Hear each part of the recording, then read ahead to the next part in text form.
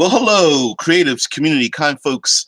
Welcome to RPG with DBJ. I've been going for a little while, so I guess I have to welcome myself back. Um, yeah, it's been a week or so since a live show, so yeah, it's been a little while, but don't worry about it. Don't call it back. I've been here for years.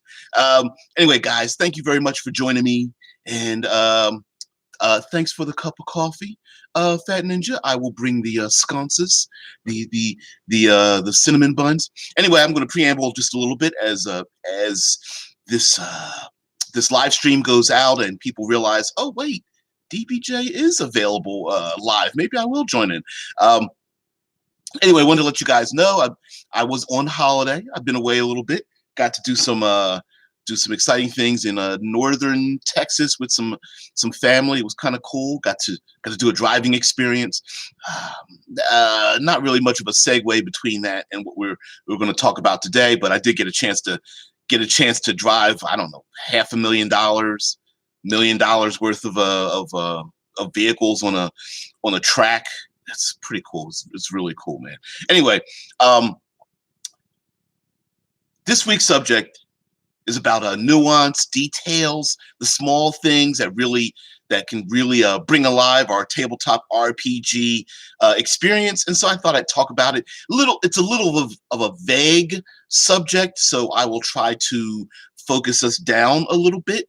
But it made me think of, because I also watch other content creators, YouTubers, and I don't know, a little bit of Twitch, Facebook blogs, all those kind of things. So, and one of the things that came up was that is one of these cyclical subject matters, right? It's like dice fudging. And I kind of talked about this on the video I made for Monday, and especially yesterday that I pre-recorded, and talked about the idea that there are many other facets to the game that we can learn about before we get to the point of getting through the whole arguments about oh, sorry, kitty. Till we get to what's going on, Scott.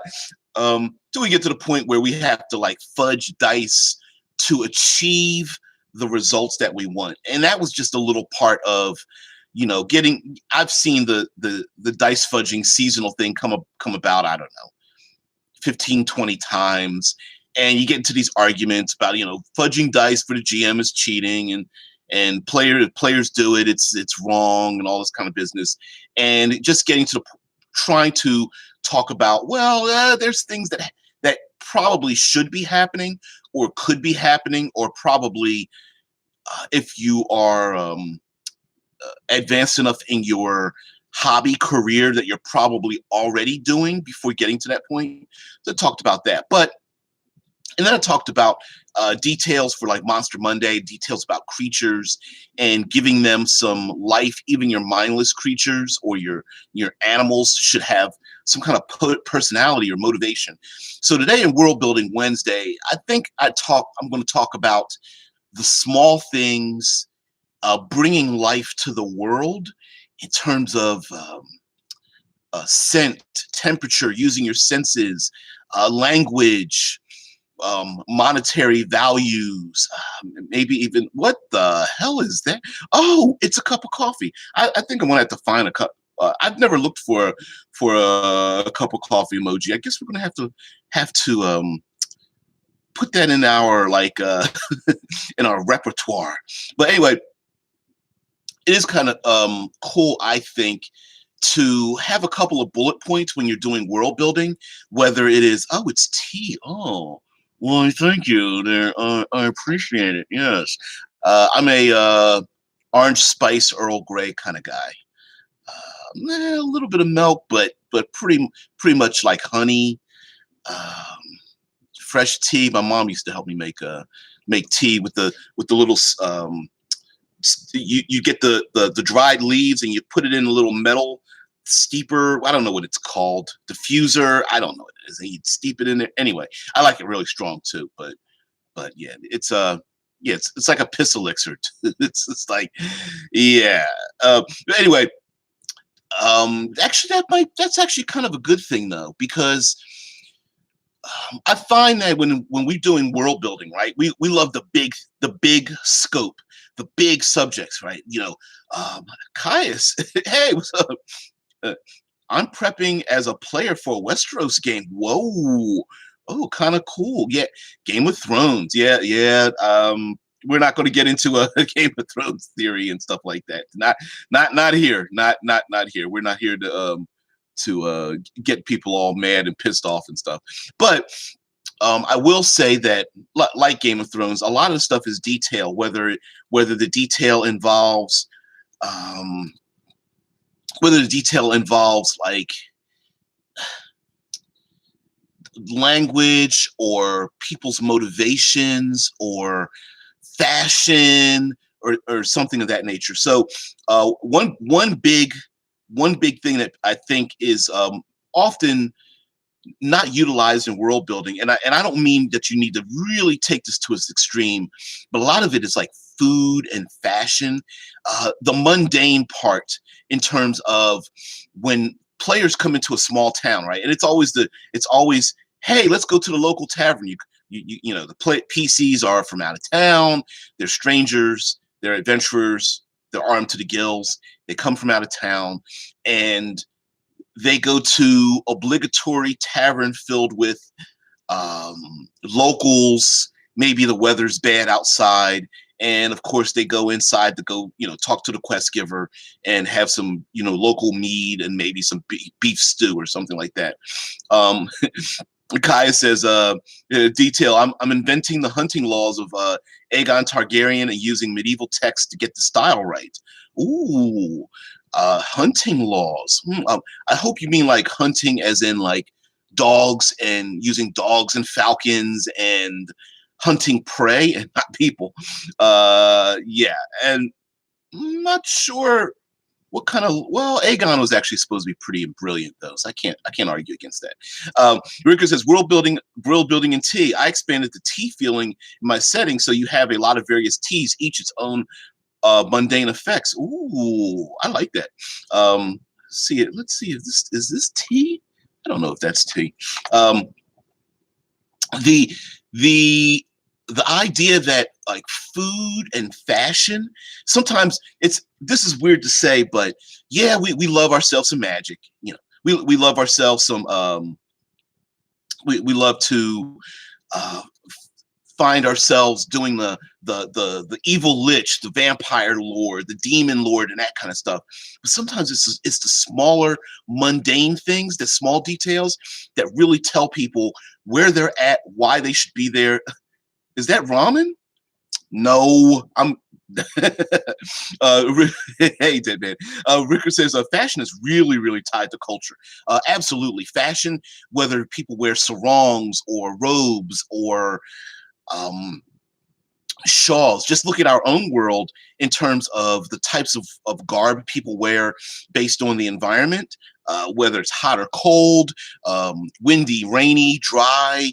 You're going to find that people that are Polynesian dress completely differently than the ancient peoples of, I don't know, the northern tundras of the ex-Soviet Union or something. Like, you're going to find that people do they wear furs or do they wear feathers? Do they not wear much?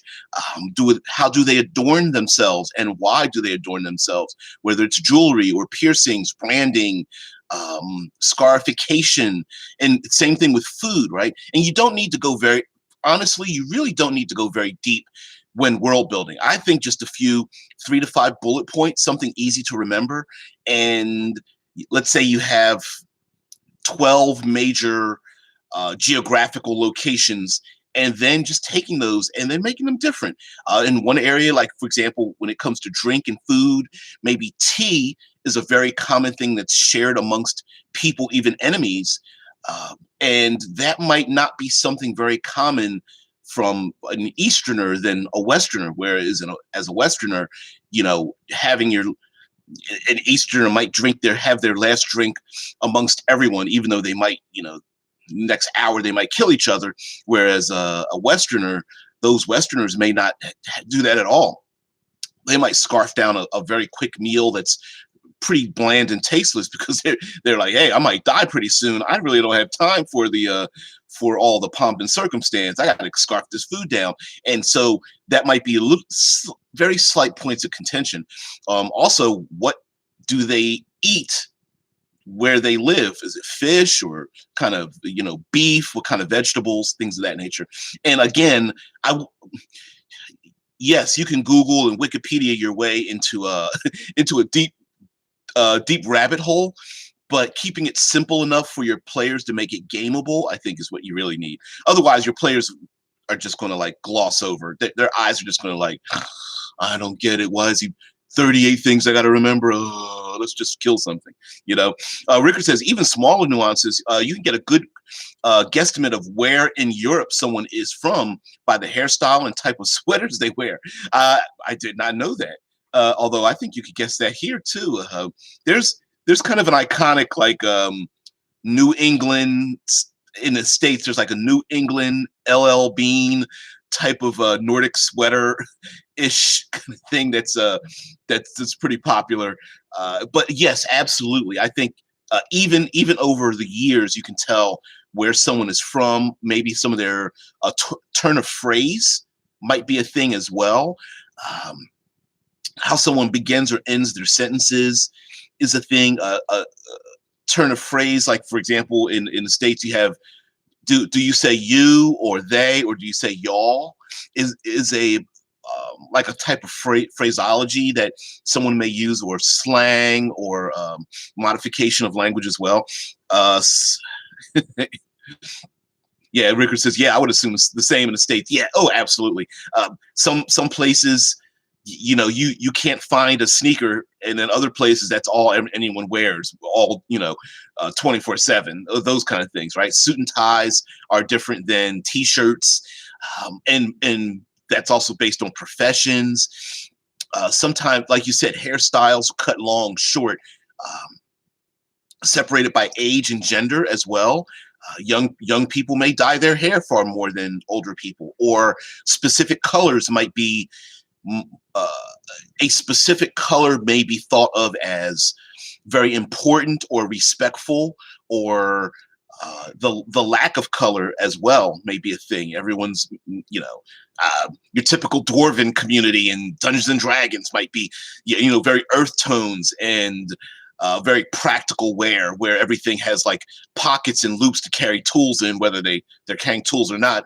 But then the higher elves are the ones that are wearing the pastel colored silks or something. Scott Blow says, where the tavern gets its food and beer or mead could lead to other mini quests. Yeah. And Rickard says, so fashion is way more than the big stuff. I absolutely agree.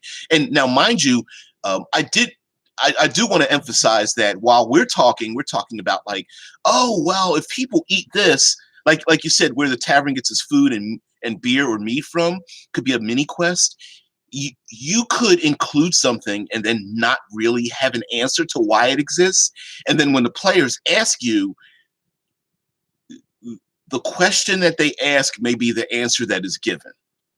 So if a tavern serves some kind of rare, I don't know, exotic beer or mead or wine or something, and you didn't come up with the answer to it, the players might say, this small town backwater tavern serves this very rare and expensive mead. I bet they get it from, and then the player fill in the blank, and then you as the game master might go scratch your head like, wow, guys, I didn't know you would guess that. And then as you quickly start writing the notes down, like, okay, let me put this down in my Obsidian Portal account. Yeah, okay, it comes from the mountains of, Kaya says, every region has a regional dish that outsiders cannot stomach, and so is always served to them, of course. Look up surströmming from Denmark.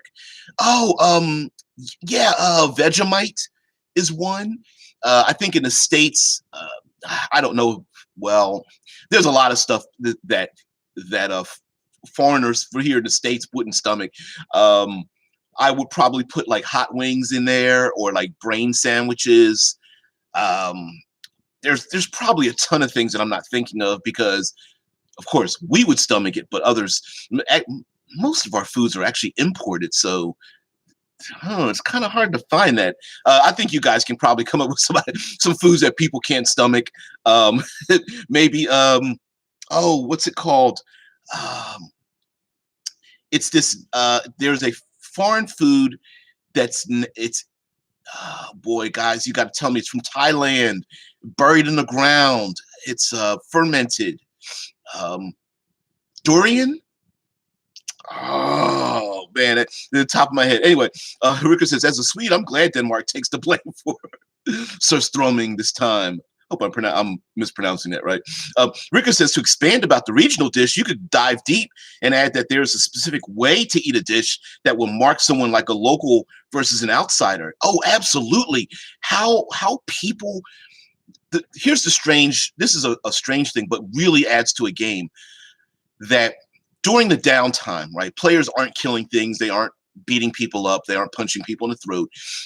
They're usually sitting down. And while Tesla says, lutefisk, what is that? Lutefisk or lutefisk? Not familiar. But definitely look it up. If Tesla's putting it in there, it's probably pretty horrible. But when the players have their downtime, we always talk about the air quotes, the tavern, which really, it doesn't necessarily need to be a tavern, but it is the local social gathering location for rumors to be put together. And in your game, the tavern doesn't need to be the tavern at all. It could be the players are guarding a caravan that's traveling across a vast desert or something. Tesla says lutefisk is dried fish reconstituted with a lye solution. Ooh, oh, I know what you guys would probably hate. That I grew up with and love is a scrapple. It's an Amish food. It's like a gray. Oh, it's like a extruded gray meat mixed with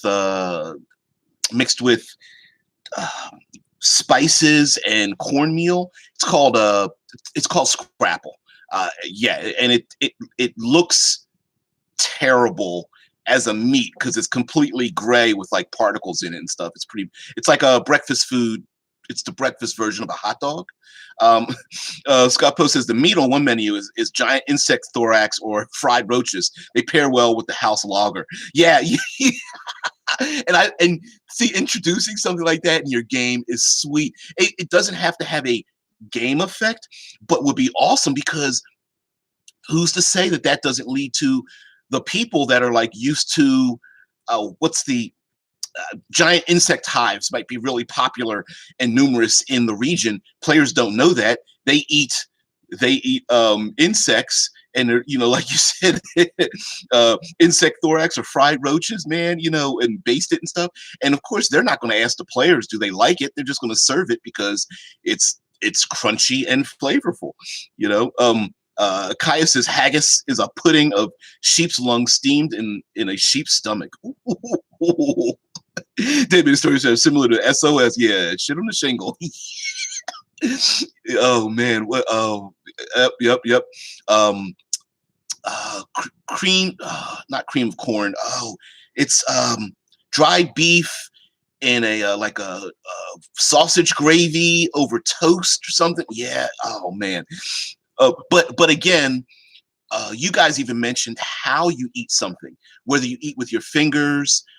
Do you say grace beforehand? Is it done family style? So if let's say the players are traveling in this caravan across this vast countryside or something, maybe someone makes a big pot of stew and they pass the pot around, and each person is supposed to take maybe one sip or one piece of meat and then put that into their rice or couscous or something, as opposed to grubbing down first, or maybe the youngest member serves themselves before serving the older one, or vice versa. There could be a type of the nuance could be, like you said, how you eat the meal. So there may be maybe a bowl is filled with food and left for as a tribute to the gods or those who have fallen in the past year, or as a tribute taken out into the woods and left behind some kind of foliage to give to the elemental gods or something of that nature. I mean, there could be any number of things. Kaya says, I had a cloud giant serve a seafood dish, and the giant crabs tried to drag the PCs into the soup. Yeah, we forget about the about size categories when it comes to eating food, man. It could be, hey, the Giants might be pissed off if you can't finish that bowl of soup, and the players are like, I could swim in this. Like, wait a minute. Like, I could actually dunk my head in and the rest of my body. Hey, you want to get past us? These are us fire giants. You're going to need to finish that. Yeah, we eat every bit. Like, yeah, you gave me a slice of bread and I could use it as a bed. You gonna give me a slice of bread that big? A pat of butter is like a big bucket. It's like you could put your arms around it. And someone has to bring out their like two-handed sword to spread the butter over the bread. That'd be kind of sweet. That'd be pretty funny too, and quite hilarious. As the storm giants like feeds the player characters the food, because of course they're not going to have a fork that's any smaller than like a pitchfork maybe, or like a small like 8-foot ladder or whatnot. That'd be awesome. And a great way to have some fun. And maybe if you have like a dark and heavy game, you could like alleviate some of the just get a couple of chuckles out of people. So food, yeah, we talk a little bit about fashion. Fashion is a great thing. Colors are very useful. Tesla says, Rocky Mountain oysters are not oysters. Yeah, yeah, man. Oh, what's the thing? A Midwest thing, pumpkin chunking, taking pumpkins and using mechanical devices to toss them very far through the air is a thing. Yeah, cow pies are not pies, although they are created by cows. Yeah. Oh man. There might even be some foods that, like you guys are talking about, that there's an expensive coffee that is harvested out of the feces of tree weasels. I want to say it's Blue Mountain. Dead road apples. Absolutely. I mean, there might be people that you know eat it or drink it or consume it in some kind of way, right out of the butt of their local domesticated animal. And PCs might be like, I am not eating that. As someone takes their plate under the rear end of their local domesticated mammal, mixing it with some spices, maybe putting it in a stew or something. Rika says, shifting this away from foods, local curse words or sayings that you as a DM can use as plot hooks. I like that. For example, quote, like Red Rock, you will. Turns out Red Rock is a ruin nearby that used to be home of an evil tyrant. And we've brought up the fact that there's a classic Star Trek episode where the one of the members, I believe Picard, is sent down onto a planet, and there's an alien he's sent with, and the alien only talks in metaphors and similes, right? This person only talks in references to other things. And like you said, like you're using your thing, like Red Rock, you will. Then the player character is like, like Red Rock, what does that mean? You said it could be absolutely could be a plot hook. Even if you come up with, yeah, Rickard says, quote, Damak and Jalad at Tanagra. Is that it? Oh man, I couldn't remember what it was. Yeah, Damak and Jalad at Tanagra, where as a player, you come in and you're like, I have no idea what they're talking about. But like you said, Rickard, that could be a phrase that leads to other things. Well, what do they mean? Is this talking about a great war, ruins, someone who like an infamous criminal, a weather event that destroyed many homes or lives or something. It could be an unexplained event, like a reference to an eclipse or a comet or something, some celestial event. It may have been the culmination of peace between a warring faction, or it could be. I mean, you can have any number of those things. Um, Klingon gach, serpent worm served alive. Yeah, serving things that are still alive to player characters is always fun. You know, bowls of soup with like worms in it, or like bowls of insects, or I don't know, a creature's head in the middle of the table, and everyone has to take these little small hammers and smack it in the head till the skull cracks and it dies, and it can have like fresh brains or something. You could do something really strange that way, or like a big 30-foot lizard inside of the tavern, like on a spit, just turned slowly by the cook, and slices of meat are cut off of it and put onto a plate and given to the players, and they're like, I don't want to eat basilisk meat. And the dwarves are like, we eat it all the time. Like, yeah, because you guys are like half Earth-like anyway. I don't think it's going to be good for my indigestion. Dricker says you also tend to have neighboring nations jibe one another, like jokes, curses. I think the jokes and the curse words, the words used to throw in people's faces as a like a spit in the face type thing is very common amongst people. If not the first things people, hey, let's think about it, right? When you learn another language, if at all, sometimes the first 5 things you want to learn, probably out of the first 5 things you learn, 4 of them are like curse words or adequate curses that you may not even understand the rationale for them, but you really want to learn them. Like, I don't know any German or Japanese or any kind of like South American Chilean curses, but I sure would like to learn them first when I go there before learning the rest of the language. So that's a very common thing. The nearby kingdom of Shelbyville. Yeah, I mean, you could, and of course, as Rickard was saying, these are plot hooks. If the players come to a town and they are called, it's like a curse word based on the people from another town, that might be a clue as to why there's tension between the two peoples, and what maybe the players look like they're from these people from this other town, or anyone that's not a native to this town or doesn't speak like a native is just automatically assumed to be from these people from this other place. Even in our own society, we have tension where it comes from the inner city versus the rural areas, and there's tension with that as well. The young people that live in the small towns want to go to the big city. The people in the big city want to retire to the small towns, and then you have the tension in between those, where if you have a place where people visit all the time, like a vacation location, the people who live there tend to not like the people who visit from out of town.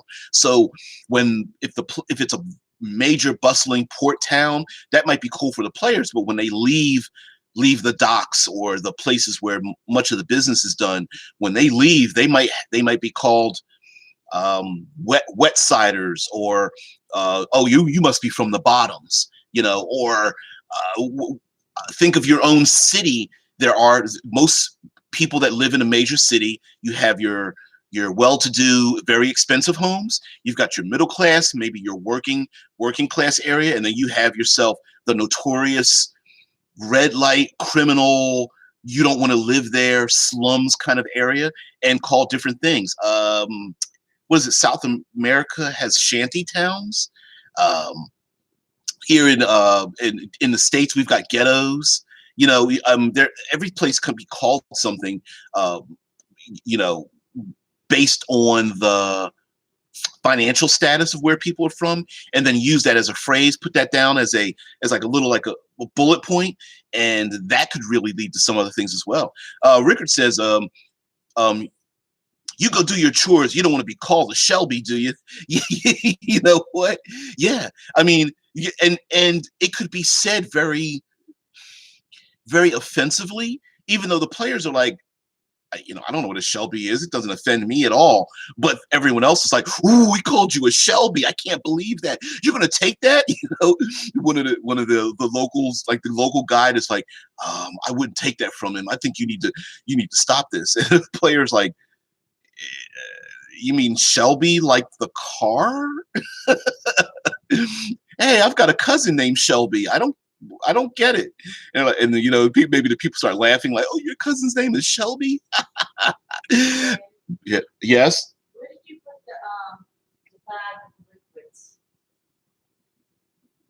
Oh, sorry. Which suitcase? I put those in deep in one of the suitcases. I believe it's mine, but I don't remember where I put it. I'm sorry. I tucked it so that it was so Inside the suitcase? yeah. Sorry guys. I was just talking to the wife. Yeah, it's tucked in between it's tucked in between the clothing so that it wouldn't spill. Sorry guys. Anyway, so the yeah, I don't even have a mute button. I'd have to. There we go. But anyway, guys, the another thing to include would be we talked about verbs and fashion, is relating things back to how people live. For example, when it comes to like the temperature and the weather, whether it's rainy or something, you might be known as an outsider based on whether you have whether you are prepared for things that normally happen in and around, whether there's like bug infestations or there are like the sun at high noon is extremely hot and you need to be hydrated or something. Yeah. Well, anyway, guys, I'm gonna have to cut this short. I need to help my wife out. But anyway, I'll be here tomorrow morning. See you guys later.